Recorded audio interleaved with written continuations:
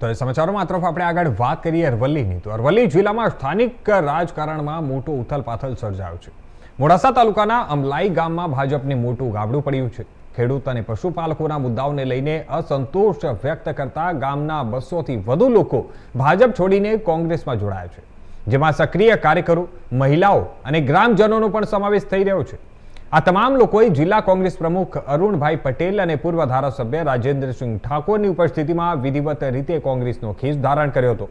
આ પ્રસંગે કોંગ્રેસના નેતાઓએ જણાવ્યું હતું કે જિલ્લા પંચાયત અને તાલુકા પંચાયતની આવનારી ચૂંટણીઓમાં કોંગ્રેસના તમામ ઉમેદવારોને જંગી બહુમતીથી વિજય બનાવવાનો મક્કમ નિર્ધાર કરવામાં આવ્યો છે. આ મોટા પક્ષ પલટાને કારણે અરવલ્લી જિલ્લાના સ્થાનિક રાજકારણમાં ભારે ગરમાવો જોવા મળી રહ્યો છે.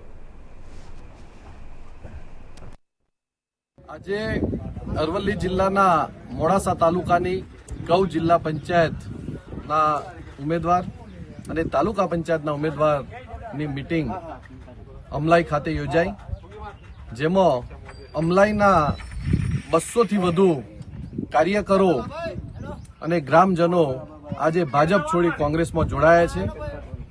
તેઓએ ભાજપની જે નીતિ ખેડૂત વિરોધી રહી છે અને આ વિસ્તારનો જે વિકાસ સાચા અર્થમાં થવો જોઈએ એ થયો નથી, ત્યારે અમારા મોડાસાના પૂર્વ ધારાસભ્ય રાજુભાઈ ઠાકોર અને જિલ્લાના અમારા મંત્રી રાકેશભાઈ વણકર અને આ વિસ્તારના આગેવાન દોલા કાકા સહિતના સૌ આગેવાનોની ઉપસ્થિતિમાં કોંગ્રેસમાં જોડાયા છે.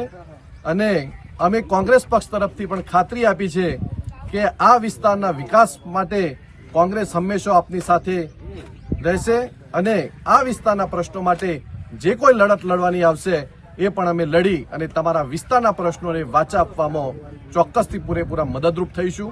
આજે જે લોકો કોંગ્રેસમાં જોડાયા છે એમને કોંગ્રેસ પાર્ટીમાં આવકારું છું.